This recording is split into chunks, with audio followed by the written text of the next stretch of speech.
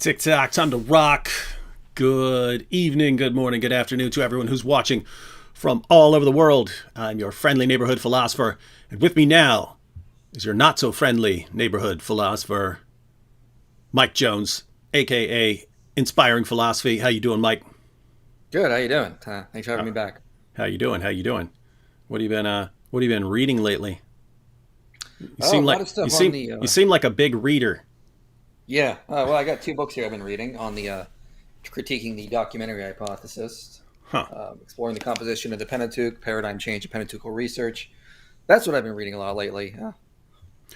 And we are going to go into evidence for the Exodus. This is something I haven't really studied much in the past, so this will be some good information for me as well. Before Mike starts talking, are we roughly even on our audio? I know people were pointing out that I had a problem with I was lower than Robert Spencer last time. I tried to get us about even this time, but does it sound about even? Go ahead and say something about your site IP, but really, it's just for the audio purposes. Of course. So yeah, I run Inspiring Philosophy. You can check out my YouTube channel, Inspiring Philosophy. Currently working on a three-part series on evidence for the Exodus. Part one and two are out right now. Its title is Exodus Rediscovered. The second part is on the Wandering Period, Exodus Rediscovered Wandering Period. And the third one, which I think is going to be the best and have the most evidence, will be on the Conquest coming out July 8th on my channel. That sounds like a big old waste of time. Um, All right, so everyone, if you're not following IP's channel, you definitely want to check it out. Link is in the description box. He is. I can't say you're one of the original gangsters of YouTube. When did you start? Because we started in like 2009. What were you like 2013 ish or something like that? 2012. 2011, 11, Okay, end so of that is 2011. Yeah. okay. So that is yeah, and then 2013 or so must have been when I started seeing your stuff. hmm Yeah. Wait, Yeah. About now that. someone says turn up Mike's volume. What the All heck? right. Let No, me try that that's then. not you. I can turn up your volume right here. Okay, go for it. I will turn you up slightly because everyone else said it's roughly even. Check, check, check. Okay, All right. All checking. right, guys, just keep us updated along the way. hmm Just know if I catch you lying about the audio being uneven, and I realize that you're lying just to annoy me, then I will block you permanently and not like you forever. All right. So, the Exodus. What got you into this topic, Mike? So actually, got me into it was a documentary, Patterns of Evidence. That's what first got me interested in it several years ago. Discovered that Exodus documentary is crap, filled with errors. Then moved to the early date for the Exodus, which is where some scholars try to date it, which is around 1446 BCE. Did a whole documentary on it. Then Egyptologist David Falk basically debunked it. You can check out his channel, Ancient Egypt in the Bible. He's got some great stuff. So him and I redid it, arguing for the late date, which is placing the Exodus around 1265 BCE. So I've been studying this for several years, changing my view, trying to follow the data where it leads. And it seems like the most evidence, there's a ton of evidence for the Exodus in the 13th century BC, basically arguing for the date of around 1265 and a conquest about 40 years or so after that. All right, so you've got your documentary, and I don't know a ton about this topic, so it looks like I'll just hand Mhm. it over to you, and you could go wherever you want it. I got some slides and stuff. I got So some yeah, slides and stuff that you sent, but so you're saying that it is a real event, but with a slightly different timeline than most people would be yeah. arguing for. The reason is because people go to the Book of Kings, and it says that Solomon built the temple 480 years after the Exodus, and they go, okay, well that Solomon builds the temple 966 BC, then you can place the Exodus about 1446 BC. The problem with that logic is that we know from the ancient Near East that temple dedications used idealized numbers. We see this in Egypt, we see this in Assyria, using numbers like 720 or 500 to commonly just sort of give like an idealized number for when the temples were constructed. They're not meant to be taken literal. What we do know is that in ancient Egypt, it says there was a city called P. Ramesses. And the book of Exodus says that the Hebrews built store cities at Pithom and Ramesses. Ramesses didn't exist until the 19th dynasty, so roughly around the time of about 1300 BCE. So that means Israel would still have to have been there to construct parts of the city. So the Egyptologists that believe there was an Exodus believe it happened after the city of P. Ramesses was built. So that places the Exodus about 1265 BCE. And that's where we see the majority of the evidence for the Exodus. We do not see evidence for an Exodus around 1446. I used to think we did, but then I was corrected on that. There is just anything that early day proponents use to try to say an Exodus happened around that date is riddled with problems. We see a ton of evidence around 1265, midway through the Ramesside period for an Exodus. And that to me aligns more with the biblical account because it talks about the city of Ramesses.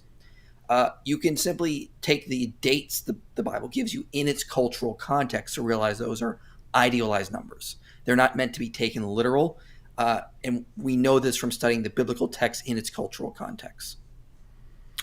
And that that is an interesting issue that keeps coming up, especially in different areas. The idea of literary devices that people used back then that are unfamiliar to us, and therefore we sometimes don't get the point of certain passages because we don't use those literary devices anymore. And Well, think of here's a good one everyone has to agree with. If you go to Exodus 4, remember it's now if you're going to take the dates literal, that Moses was in Egypt for 40 years, then he was in Midian for 40 years, then he came back to Egypt and he was doing the Exodus and the wandering period for 40 years. So he's supposed to be in Midian for 40 years. But if you read Exodus 4:20, it says Moses took his wife and his sons and had them ride on a donkey, and they went back to the land of Egypt. So you're telling me Moses, who got married when he went to Midian, was there for 40 years. He had two adult sons, and he put his two adult sons and his wife on a donkey? Seems unlikely that that would be the case. This is something James Hoffmeyer has brought up. It's more likely that his kids were still relatively young, and this is why they're able to all sit on one donkey. It's not the idea that you have two adult sons riding with their mother on a donkey. Why aren't they with their own families at this point? all right. So later date. What kind of evidence do you have? All right. Well, let's start with. Can you put up the first slide one, just so people can sort of see? I can and I will. So this is a timeline. It just gives people an idea of when I'm placing the Exodus. You can sort of see this. This is how Egypt is.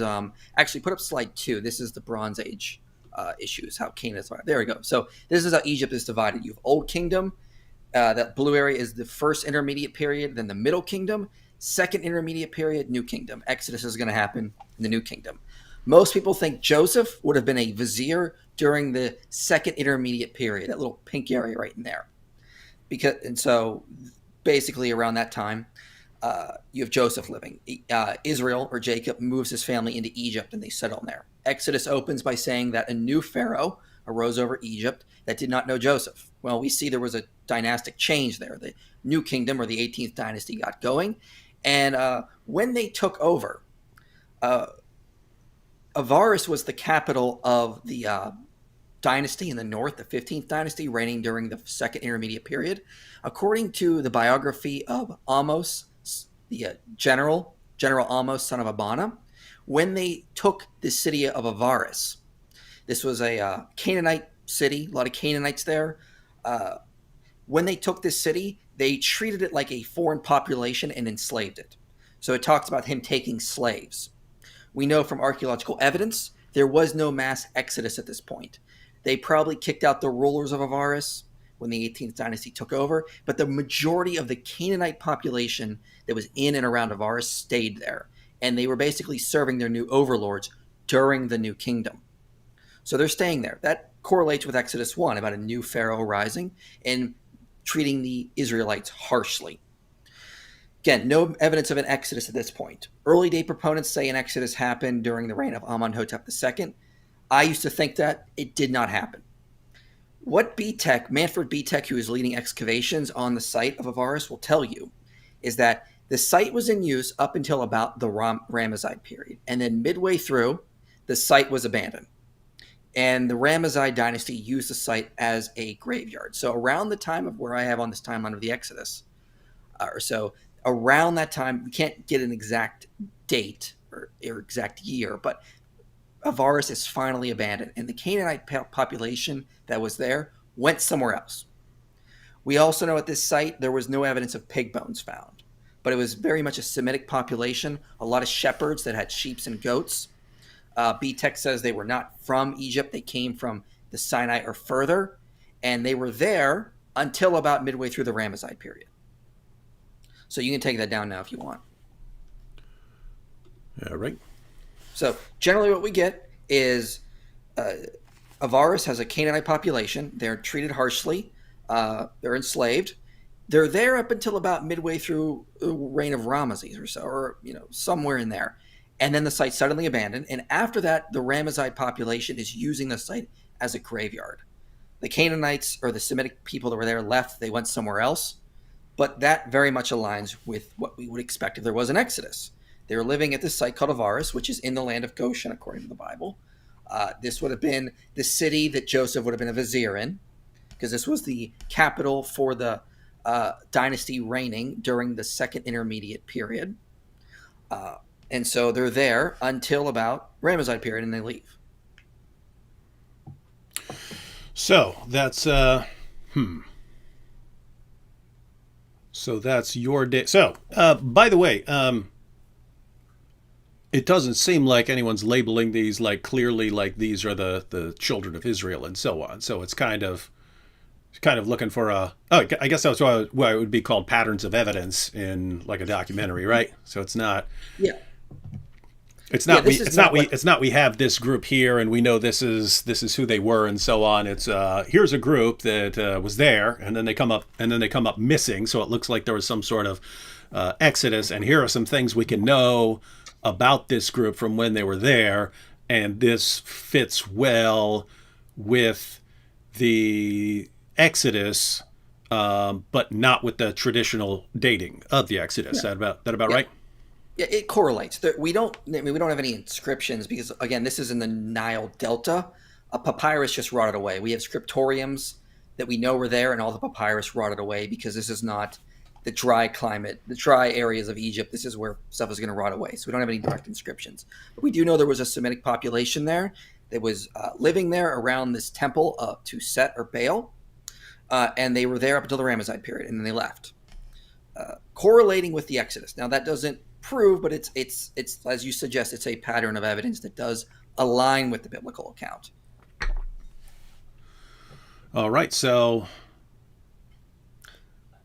is that what you got? So I got more though, but first I want to bring up a lot of people think the Bible says the Pharaoh drowned in the Red Sea. It actually doesn't. If you read Exodus 14, it talks about how the Pharaoh was the army was chasing after the children of Israel. Mm-hmm. It says he was, and then it says they followed him to the sea, but it says then their wheels were getting clogged. So it says the chariot wheels were getting clogged, and they said that, and then the Egyptians said, "Let us flee from before Israel, for the Lord fights for them against the Egyptians." So it was an indication that the Egyptians started chasing them into the Red Sea, and then they turned and started running. The Bible never says the Pharaoh drowned in the Red Sea. Even super conservative scholars like Douglas Petrovich will admit this. He is like as conservative as you get, like very fringe. He says, yeah, the Bible doesn't say the Pharaoh drowned in the Red Sea. James Hoffmeyer, Kenneth Kitchen, David Falk, they'll all say, yeah, the Bible doesn't say the Pharaoh drowned in the Red Sea, which fits with the data we see from the Ramesside period, because Ramesses II did not drown in the Red Sea. He lived well past the Exodus point and died in his old age. So it's very much the idea that the Egyptians were chasing them. They turned and fled. The waters would have covered a large part of the army, but not all of it. It uses hyperbolic language to talk about the description, but the Pentateuch often uses hyperbolic language. I bring this up for a very important point because I was looking in the Quran lately, and it mentions several verses saying that the Pharaoh drowned in the Red Sea. we don't have any evidence of the Pharaoh ever drowning in the Red Sea. We have no evidence of any Pharaoh ever drowning or dying by drowning in the Red Sea from the New Kingdom. So, which is interesting, though, is what the Bible leaves out, the Pharaoh drowning in the Red Sea, the Quran adds in, and it becomes an error in that sense, because evidence we have from Egypt that any Pharaoh died by drowning in the Red Sea. So the Quran actually has an error here, I would say, by saying in places like Surah 28:40, Surah 17:103, Surah 43:55 that the Pharaoh drowned in the Red Sea. So the Bible, interestingly enough, aligns with the evidence we have from Egypt about Ramesses reigning past, but the Quran says that the Pharaoh should have drowned in the Red Sea. Did you want to take a look at what the Quran says? Yeah, let's go for it. All right, I'm pulling up the Quran. Alhamdulillah. Let's see here. All right. We have the Quran here. We have Surah 17, verse 103. Let me go with the Shakir translation. So, he desired to destroy them out of the earth, but we drowned him and those with him all together. So, drowned him and those with him. So, that's 17:103. 28:40. I'll go with Shakir again. So we caught hold of him and his hosts. Then we cast them into the sea, and see how was the end of the unjust. So that's Pharaoh cast into the sea. Let's see what else we got. 43:46.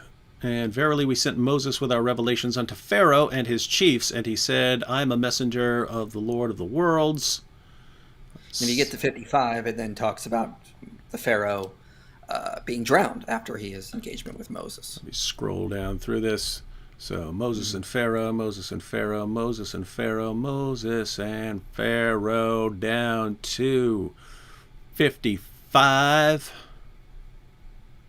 So when they angered us, we punished them and drowned them every one. When at length they provoked us, we exacted retribution from them, and we drowned them all.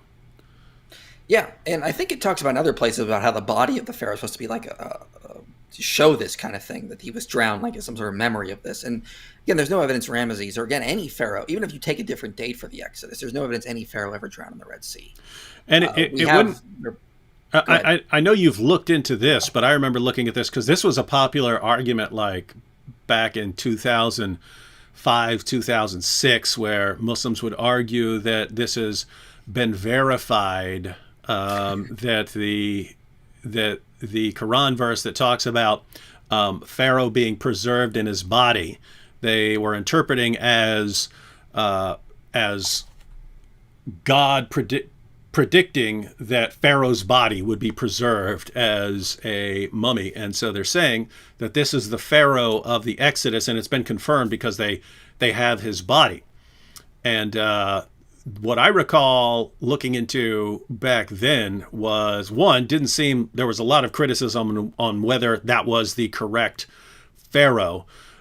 Two, the prophecy even is ambiguous. It almost sounds like a contradiction, because what it doesn't say Allah will save your body. It says Allah will preserve you in your body. So it makes it look there like it's contradicting other Quran passages and saying that Pharaoh's actually going to survive. So Allah was going to kill him, but he changes his mind and is going to save him. And then apart from that, the Pharaoh's body that they were pointing to, there's no way that guy was rushing out and going into the Dead Sea, because he had all sorts of, they've examined the mummy, and this dude had all sorts of medical problems and would not have been, put it this way, he didn't die from rushing into the Red Sea. Right. He died from massive health problems that had built up over the years and so on. Is the last person that would have been riding around chasing the children of Israel. Yeah, I mean, and what's interesting is the Bible never says the Pharaoh drowned, and very, very conservative scholars will admit that, but the Quran is very explicit that he did in those passages. So again, what is aligning with the archaeological data here? It's not the Quran, if that's what they mean. So this is actually a problem. But if you want, getting back to the data, we can start talking about the conquest, because this is where a lot of the data really is. There's a lot of interesting data. one second before we get into that. So the conquest. We have from the goat Mario here. He says Aaron Ra has already debunked all of this. And as you know, Mike, when someone says that something has been debunked, by golly, it's been debunked, and it's not just like there are people who will say whenever their guy has responded, they'll say, "Ah, you've been refuted." Because he said something in response to it. And so, do you agree or not? Why are you sharing this when you've already been completely debunked by Aaron Ra? I would really, really love to see what he's done. I have not seen the video, but good luck, because I'm going to cite data here that just came out within a year or so. Very new stuff. So a lot of, I would highly doubt. I don't think he's anything recently on it, and I highly doubt he has mentioned the data that I'm about to cover. Right. Well, we'll have to leave it up in the air for now as to whether Aaron Ra has debunked all of this. Hey, then we have Black Angel here. It says, whenever I listen to inspiring philosophy, I have the urge to make him a tea with honey. Okay, appreciate that. Thank you. That's for your throat. Yeah. so you so you stop sounding like a kid. Oh yeah, I know. Bad problems. Mike Lacone and I have All the same right. issue. What the heck? Hey, we're live, dude. Hello, we're live. I'm looking for Bukhari. Bukhari's right there, man. You see how these atheists are, man? You let one of these atheists into your house, and he just comes up and ruins your recording. What is this anyway? What are you doing there, man? It's a guy who's like 1,000 times smarter than both of us. So, I'm an atheist. Nice. Why are you not reading my comments, man? I'm leaving. I see your comment right there. I already solved this problem, but I didn't see what you said earlier, so I don't even know what problem you're talking about. all the problems. All the problems. All right. Well, that was rude and just shows you the problem with atheists lacking morality. Mm-hmm. All right. On to the conquest. Right. So, let's talk about Jericho, because the moment anyone mentions the conquest, an atheist or a skeptic will immediately bring up Jericho. There is no evidence Jericho was destroyed during Joshua's conquest. So, some history here. When John Garstang first excavated the site, he found the destruction there and dated it to around 1400 BC, which made a lot of early date proponents excited. They were like, great, this confirms the early date. Then Kathleen Kenyon went to the site, and she said, no, based on dating methods, this destruction happened in 1550 BC. So long before the early date of the Exodus or the late date for the Exodus and conquest, long before that. Early date proponents have tried to say Kenyon is wrong, with little success. Scholars like Bryant Wood have tried very hard to argue that that destruction should move to 1400. With little success, the overwhelming majority of archaeologists agree that's a 1550 destruction. But what people don't realize is that John Garstang actually identified two destructions. The early one, which Kenyon dated to 1550, and he says there was a later one. In his book, The Story of Jericho, on pages 123 to 124, he mentions this thing called the Middle Building, which was built on top of the earlier destruction, and it had its own destruction by fire. So there likely was two destructions. Well, we didn't find any really good evidence that there was a second destruction for many decades after this. But we found out why recently, because there was an archaeologist who released his latest reports, Lorenzo Nigro, and he noted that the layers that date to the time of Joshua were cut in by later builders. So occupants from the Iron Age, the Roman, Byzantine periods, they cut into the late Bronze Age layers, removing them. So the reason why we didn't find any evidence of a destruction during the time of Joshua is because of destruction, site leveling from later builders at the site. So what basically happened is the layers that would have revealed if there was or was not a destruction were cut in and removed, and that's why they were not finding this. So it's not that there is evidence. It's not that the layers, the archaeological layers, show that there was no destruction. It's that they were removed, revealing whether or not there was a destruction there. So those are interesting in the latest reports that came out. However, he did say something else that was interesting. He did note uh, that there was, after the 1550 destruction, and if you want, you can put slide 3 up when I show this timeline.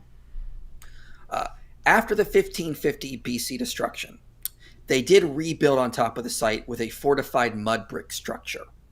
The site was there during 1400s, during the 1300s. We can see that there was a occupied structure. Then he says something interesting. He says, Iron Age 1 was detected only in a few places on Spring Hill.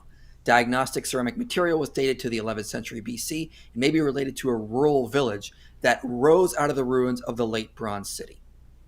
In other words, we see there was a late Bronze fortified structure that was there, and then in the Iron Age, something happened. We don't know because the layers have been cut into. But after that, we see there was just a rural village. So this is in Lorenzo Nigro's latest reports, the Italian-Palestinian expedition to Tel es-Sultan, ancient Jericho, 1997 to 2015. So essentially, the archaeological data does not contradict Joshua's conquest. It doesn't confirm it per se, but at least it aligns with it. Because we've been told for decades now that Jericho debunks the Exodus because it shows there was no destruction there. Well, the latest reports showed us that the reason why we weren't finding a destruction layer was due to site leveling. But we do see there was some sort of change that happened at the end of the Late Bronze Age, which is around the time of the conquest. There was a mud brick fortified structure that seems to have fallen into ruins somehow, and after that, a rural village arose onto the site. So, despite what the skeptics say, Jericho does seem to align with the biblical account. Although more data needs to come out, we need to figure out if we can dig in other areas around the site to find those missing layers that later builders cut into. But that's what the latest evidence shows. It doesn't actually debunk the biblical account. It can align with it quite nicely. And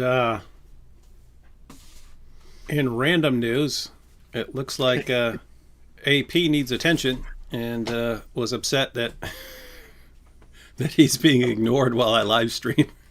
I like his ponytail. And needs to be, yeah. Is that a man bun? Is that what that's called? What is that? It's like what those dudes who ride bicycle, like those tricycles for adults. No, I'm trying to be a samurai. All right. Well, he's dead set on distracting this entire thing. Again, that's what atheists do, right? It's like, oh, you guys are having a discussion about archaeological evidence and so on, so let me just be a distraction. One quick comment here.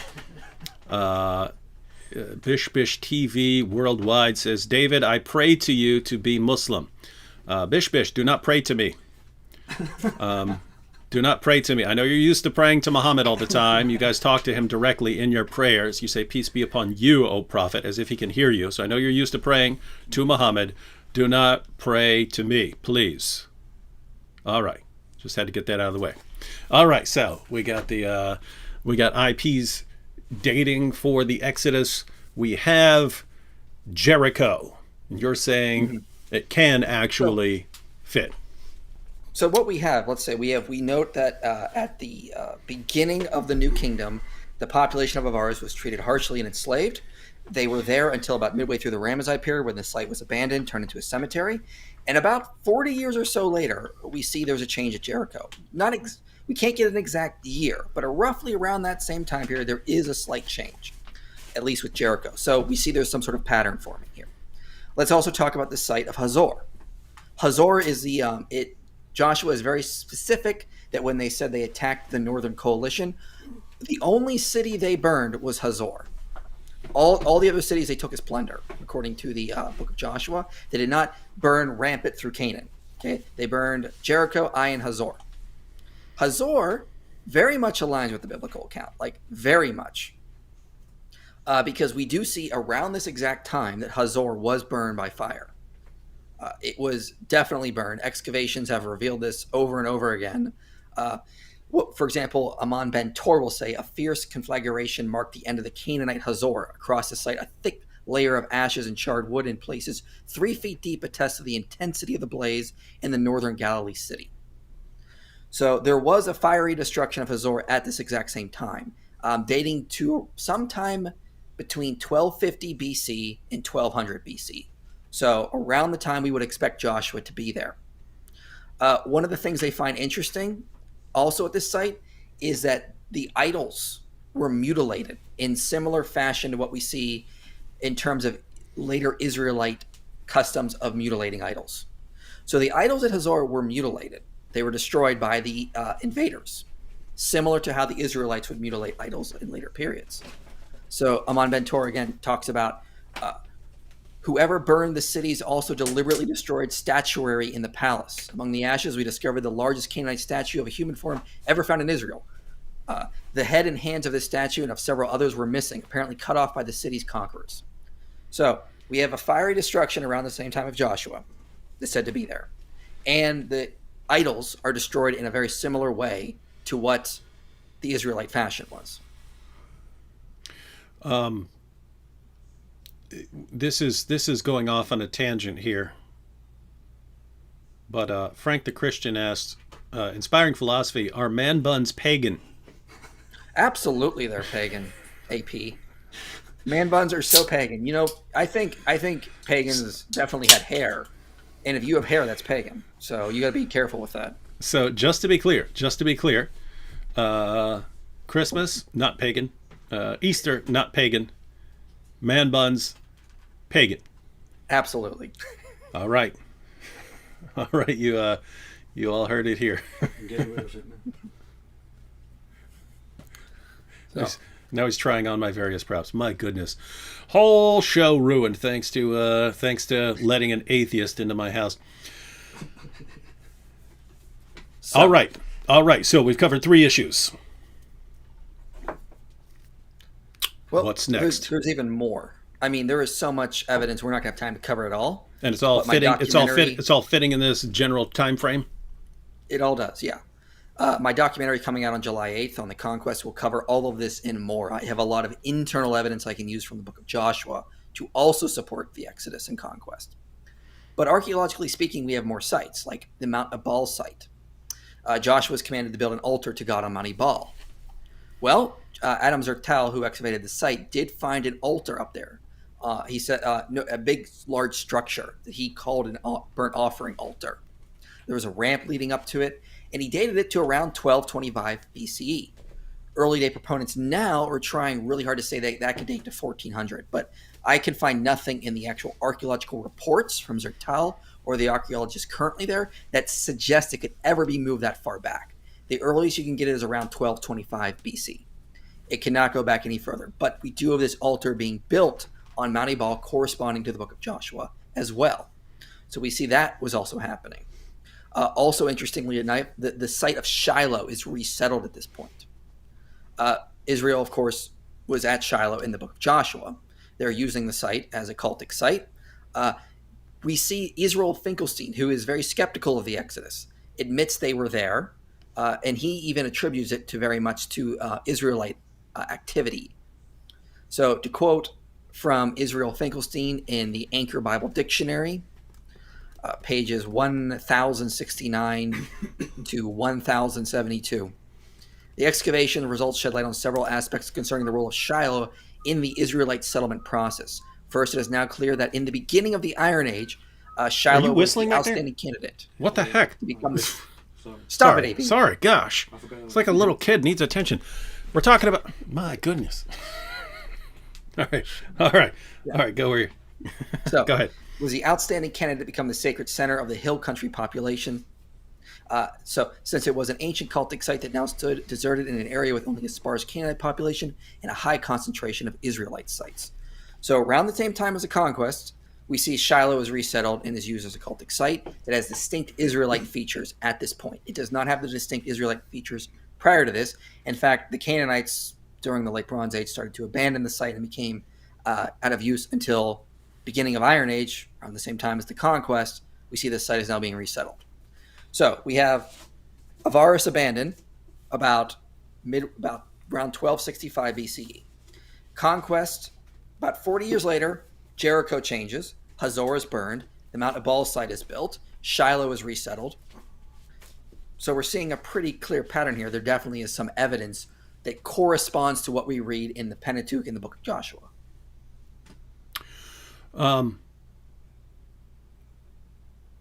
Before we go on, just had one question because you mentioned a documentary that is coming out. Mm-hmm. But you have on your channel, you have Exodus Rediscovered. That was posted 3 months ago. You have Exodus Rediscovered, the Wandering Period. Mm-hmm. So are these like different installments? Then you have the biblical. Then you had no, that was a live stream. The biblical Exodus, answering objections. Mm-hmm. So what's the are you covering different issues as these are being released, or you are saying I was wrong back then and here's my new view? No, this is all new stuff. The first one, Exodus Rediscovered, is just the evidence for the Exodus from Egypt. Mm-hmm. The Wandering Period is about evidence for Israel's time in the desert when they're during their wandering period.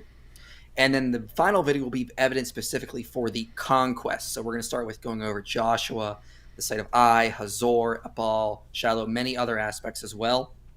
So that'll come out on July 8th. And so it's a 3-part series dividing up the Exodus into the 3 stages of their journey. What about even earlier stuff? So you can go back a year ago to Israel and Egypt, biblical archaeology. Yeah, that's stuff for evidence of possible correlations for the account of Joseph. Not a lot, because that period of Egypt is very limited and fragmented. We don't have a lot of data from that period, but there are some interesting correlations. I also have a video up on Abraham showing that he likely lived during the Middle Bronze period. Stuff like that as well. So, but the Exodus is where I'm now focusing on, in conquest as well. All right. The floor is yours, sir, to continue. All right. So people really want to know. So let's think about this. So as I said earlier, when Avaris was abandoned during the Ramesside period, where did they go? Okay. We cannot prove they went to Canaan. We can only show correlations. But what we do see in Canaan about the beginning of the Iron Age, there is a population explosion that happens.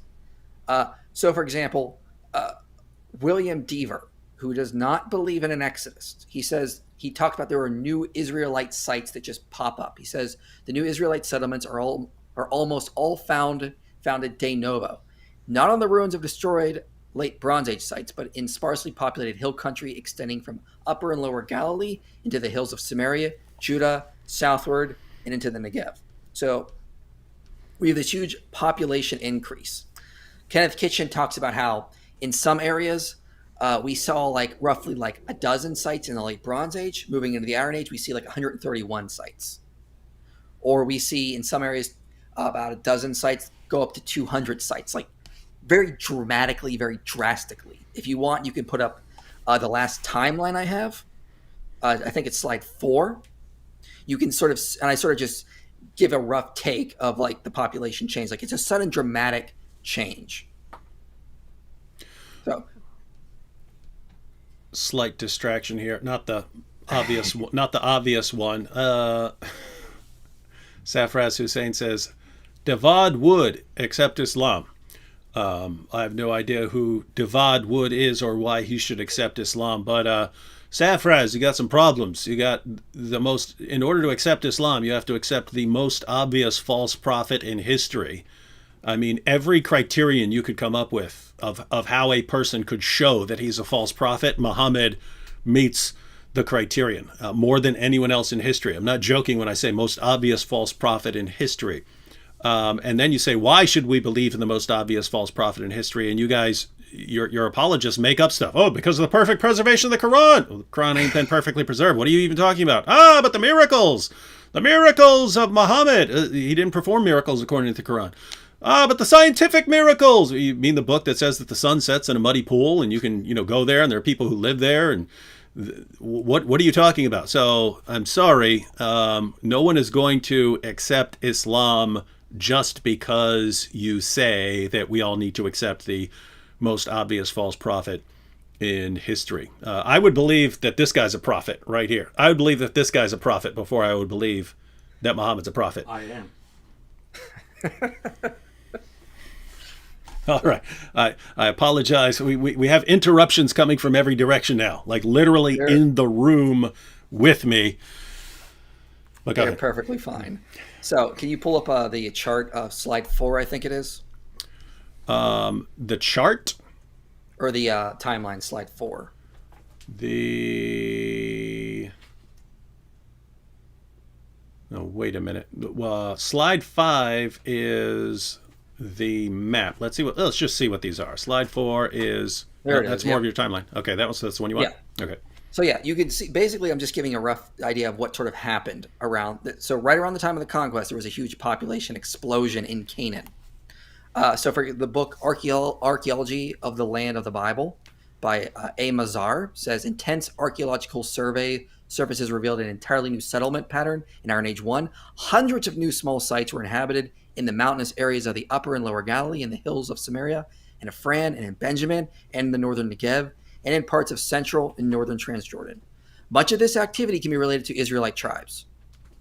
So they're basically saying that roughly around this time, huge population explosion, new sites everywhere. You can put up the next slide if you want, and this comes from William Deaver's book. He's skeptical that these people came from Egypt, but you can see these are all new sites that just sort of are appearing in Canaan around the same time that we would expect Joshua's conquest. Just to be clear,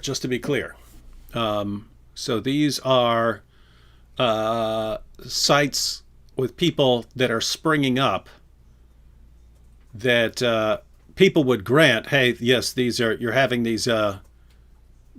these spots of growing populations and so on, and it corresponds to the time when you were pointing out another group was leaving, but people wouldn't necessarily say that this is the same group that was leaving Egypt. Well, yeah, it's weird. It's just the Avaris is abandoned about 40 years earlier, and then about a generation or so later, all these new sites show up in Canaan. Also, Hazor is burned. The Abal site is built. Shiloh is resettled. Jericho has changes. It just seems everything is correlating. And if you want, you can put up the last slide. And this comes from Lawrence Stagger's book. Or not his book, but his chapter in the book. All right. So you can see. This is actually bigger. I can scroll down if there's something you want to see. No, this comes from the book, The Oxford History of the Biblical World, Lawrence Stagger's chapter, and he shows the changes. You see in the first column, the Late Bronze Age. These are the sites in those areas. Very little. All of a sudden, Iron Age. Look, some sites are quadrupling, quintupling, dozens of just new sites, new population. Where did all these people come from?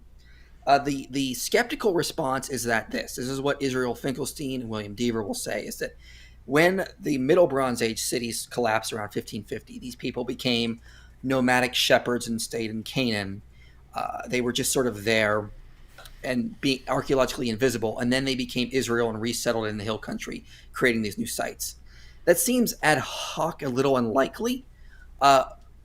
This is just a huge amount of people. And so Kenneth Kitchen, in his book On the Reliability of the Old Testament, responds to them saying this just seems more likely this is about an influx of outsiders coming in.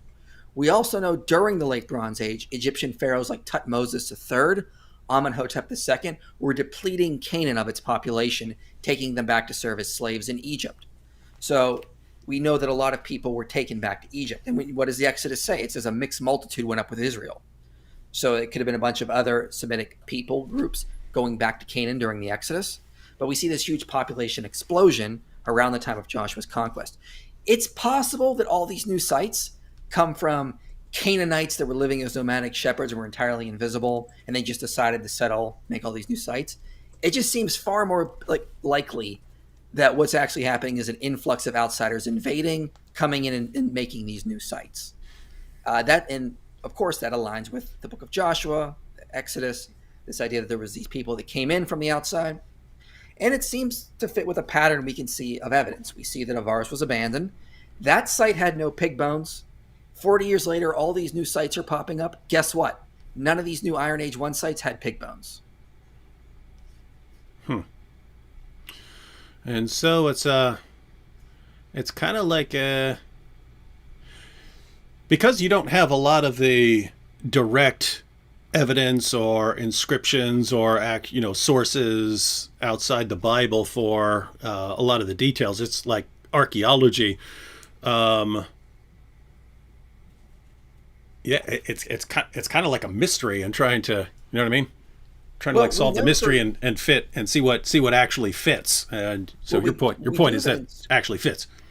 well, yeah, and we do have an inscription that mentions Israel and Canaan at this point. The Merneptah stela that dates to 1208 BC says Israel is in Canaan at this point. So we know they were there present around this time. So we can. So if we know they were there, we could.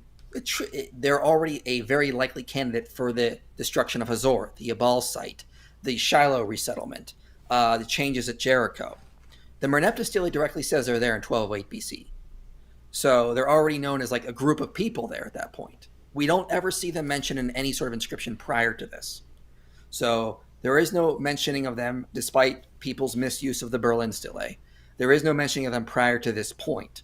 They are not there until the first inscription of Israel is 1208 BC in the Merneptah stele, saying they're in Canaan. So we already have Egypt attesting Israel is there. So we don't have to. So why would we come up with alternative explanations to explain why Hazor was destroyed? The changes at Jericho, the Abal site, the population explosion, when Egypt is already telling us that Israel was there. I have no idea why so many people from so many directions are trying to distract everything. David Wood, please don't retire. Don't let the Momo circus continue unchallenged. Guys, have you ever heard me say one word about retiring? No. You've heard me say no. Quit reading titles of videos and not paying attention to anything I say in the video and then responding based on the title of a video that you didn't watch. One more here. Rum Runner. No, God. Rum Runner. This is He what? says, now this is funny because I mean this is a common Muslim response when they're desperate to show that that Jesus was violent too. Notice when you point out that Muhammad had sex with a little girl, they but Mary was young too. They try to turn everyone into pedophiles in order to defend one pedophile. Yeah. And then when you point out Muhammad called for the violent subjugation of the world and told everyone to go around slaughtering people in his name, then what do? And instead of defending him, they try to make Jesus sound the same. And this is one of the main ones. But the guy's channel's name is Rum Runner, and it's not an Islamic channel. So I don't know if this guy absorbed the same stupid arguments and so on.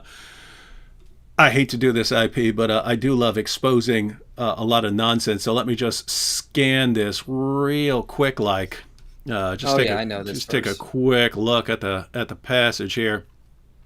So what our friend Rum Runner is pointing out is, yeah, if you go right down here and you ignore all the rest of the whole passage, but as for these enemies of mine who did not want me to reign over them, bring them here and slaughter them before me. You see there? That's Jesus saying, but as for these enemies of mine who do not want me to reign over them, bring them here and slaughter them before me. You see, it's Jesus telling his followers to go on a killing spree. But now I'm confused. Why didn't Peter and John and James, why didn't they go on a killing spree right after Jesus commanded them this? Oh, because it's a story. Now look, It's a parable. now look, we just go back. Look what happens when we actually read things in context. Here we go to verse 11. As they heard these things, he proceeded to tell a parable because he was near to Jerusalem. Look at verse 12. He said, therefore, a nobleman went into a far country to receive for himself a kingdom and then return. Calling 10 of his servants, he gave them 10 minas and said to them, engage in business until I come. And then so he leaves. He eventually comes back, finds out that some people have rebelled against them. And then the king, the nobleman in this story, at the end of it says, but as for these enemies of mine who did not want me to reign over them, bring them here and slaughter them before me. So following this logic, since I just read the story, you could quote me and say, but here's David saying, but as for these enemies of mine who do not want me to reign over them, bring them here and slaughter them before me, because I said it while telling a story. Mm-hmm. This is just amazing stuff, man. This is amazing stuff. You can literally be telling a story and say, hey, this character in my story says this, and then you see, you said it.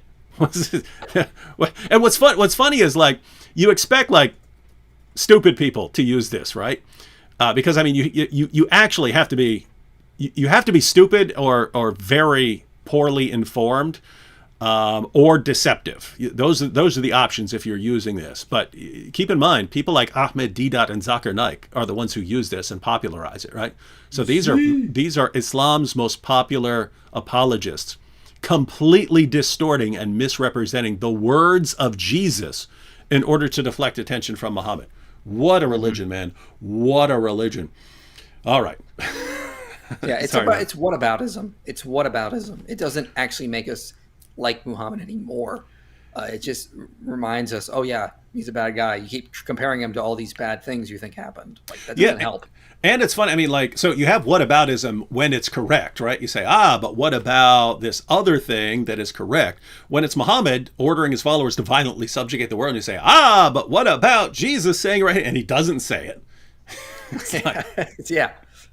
oh, Muhammad had sex with a 9-year-old girl, but what about Joseph and Mary? And then it's wrong. And then my goodness, what a religion, man. What a religion. All right, back to you. So briefly cover what we kind of got here. So again, this is only scratching the surface. I'm going to go through 19 archaeological data points in the full 3-part series that I'll cover in the Conquest, plus over roughly 30 points of internal evidence confirming the Exodus conquest. But what we argue here tonight is that we can see that the population of Avaris, which was in what the Bible calls the land of Goshen, was enslaved after a dynasty change. They were there till about the Ramesside period. Their site had no evidence of pig bones. The site was abandoned around the time of Ramesses. About a generation or so later in Canaan, there's a change at Jericho. The Abal site has been settled. Shiloh has been resettled. Hazor is destroyed. We see a population explosion. And Egypt admits in the Merneptah Stele Israel is present there in Canaan. My question is this: why posit a different theory for Israel's origin than what they're telling us in their own ancient texts, when so much evidence is already aligning as it is? Why are we going to posit that, oh no, there was no Exodus, they just made it up? Because now you got to explain why they would make up the book of the Exodus and come up with alternative explanations for why Hazor was burned or why this population explosion has happened. You're multiplying entities beyond necessity. It seems we can explain this pattern of evidence we have found with an Exodus account, which is what Israel told us. We don't have to come up with different explanations here. So it just seems it's like a simpler explanation. And none of this would actually prove God exists. It does support the biblical reliability, but you could have and believe there was an Exodus account. Like it doesn't, I don't see why would you want to even just reject that entirely. It seems entirely fair. You could have, this could all just have been a natural event and people interpret it as God's will, as God acting, but it can still confirm an Exodus account. I don't see why skeptics go so far as just to deny the Exodus. Yeah, there is if there was just absolutely nothing that fit and so on. And so if you just had the Bible and it was the Bible versus everything else, then obviously if you don't take the Bible as an authoritative source and it's going against everything else, then you'd see the problem and not want to take it seriously. But there is this issue, and same thing with the New Testament, of people not wanting to treat the Bible as any kind of source at all, which seems insane to me, right? You've got grades here. So you've got inspired, inerrant word of God, and then you go all the way down to, okay, these are some ancient documents written by people who weren't inspired. Well, I don't believe the Quran was inspired. I still believe you can learn all sorts of stuff about the beliefs of the people at the time and learn all kinds of things about what was going on because it's an old source. And so it is just weird, right? That historians will find all of these details that line up, that match up with Jesus. But you'll have people that, if the Bible is your source about something, then even if all the stuff we know historically fits with the biblical picture of Jesus, there are people out there who won't count the Bible as any kind of source at all. And so looks like we have something similar with the Exodus. So the question you asked was, why are you not, if you've got all these details and they fit with this picture, and then you've got this book which is tying everything together and telling you how this happened, why is that just being automatically discounted and saying this has nothing to do with our picture? Here are the things that we know from outside the Bible. Wait, did you say you have grapes? You trying to, man, eat some grapes, dude. What the heck? Sorry. So I also want to add that I'm not coming up with this stuff on my own. I'm getting this from experts, Egyptologists. So my three-part documentary series, including part three that's coming out on July 8th, Egyptologist David Falk helped extensively with this. You can check out his channel on YouTube, Ancient Egypt and the Bible. He's got a lot of good stuff there, but he's helped extensively with this. So I've been working with experts. Scholars like Joshua Berman and Mark Chavalas have reviewed these and offered criticisms and changes for me to make, as well as Benjamin Noonan, another biblical scholar. So I'm trying to work with scholars here on this. This is not just me coming up with this stuff on my own. Okay, I'm not that special. I'm getting this from the experts themselves, Egyptologists, biblical scholars. All the evidence points to an Exodus and conquest at this time. There is a lot of evidence pointing there. So we have enough, I would say we have more than enough to confirm an Exodus just from what I've given you tonight. And this is only scratching the surface. I have so much more data to cover on July 8th. So that is, it's funny. I was about to say, hey, give me the links to your ongoing series, and so I can add that to the description box or add it as a pinned comment. And then I was going to say, hey, and I'll go ahead and link to your to your one in July. And I was like, wait a minute, this channel's deleted July 4th. So that's not going to work. So, ladies and gentlemen, be sure to subscribe to IP's channel so you can get that. If you're clicking on this right now, it's probably a topic you're interested in. So definitely subscribe to his channel. You can check out some of his other videos on this topic that he's made so far. And then you said July 8th for the new one? Yeah, July 8th will be the Conquest one. Then I'll probably do another hangout with David Falk, and we'll deal with objections from skeptics against the Exodus. So we'll cover some of that stuff there as well. But yeah, July 8th is the date for the final one, and that's going to have the most evidence in my view. All right. Well, so they got your views going through the timeline here, and nowhere to get more. Any final thoughts before I shut down and beat the crap out of this apostate behind me for? Well, you can also just remember all of this data also helps support the unreliability of the Quran, because again, they say the Exodus Pharaoh drowned in the Red Sea. James Hoffmeyer, Kenneth Ketchen, even ultra-conservative scholars like Douglas Petrovich will say the Bible never says that. The archaeological record does not indicate any New Kingdom pharaohs ever drowned in the Red Sea. So this is a problem for the Quran, but it's not a problem for the Bible. The Bible fits with the archaeological data quite well. Interesting stuff. All right, so yep, we will definitely all be checking that out, and I have this amazing inclination to tell people to come back for the link when this channel's not going to be here. It's so funny. All right, so ladies and gentlemen, if you're not familiar, I mean, you've been on with me several times right now. I want to say, hey, if you don't know if you're not following Inspiring Philosophy, then I mean, it's kind of your fault, right? It's like it's not like there are new channels and stuff where I would say, hey, make sure you follow this guy's channel because he's new and you don't know him. But if they don't know you by now, there's something just wrong with him. So if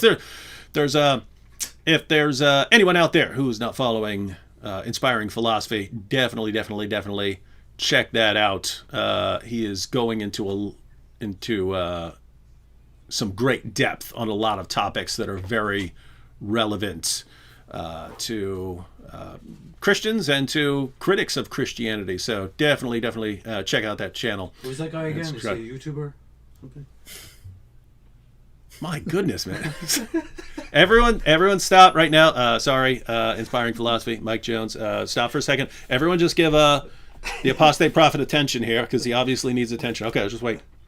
He should be your hype man. Be back there like beatboxing or like hyping you up like, oh snap. That's what that would be cool. We should do a live stream one day where we bring hype men, hype guys, and like everything we say, someone's in the background. Oh!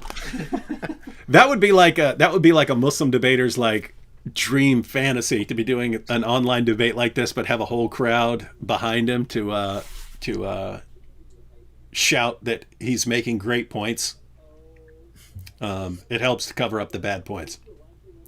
All right. Well, thanks for joining us. Mike Jones.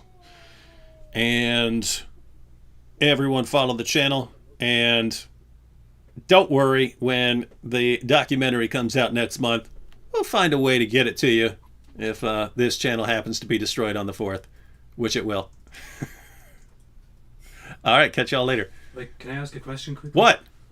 I want to ask IP a question before you leave. Yeah, go ahead. Hurry up. Is it true that IP is never gonna give you up, never gonna let you down, never gonna run around? You don't even know the words, man. Yeah, I forgot. I don't know. Never gonna give you up, never gonna let you down. I don't know the words either.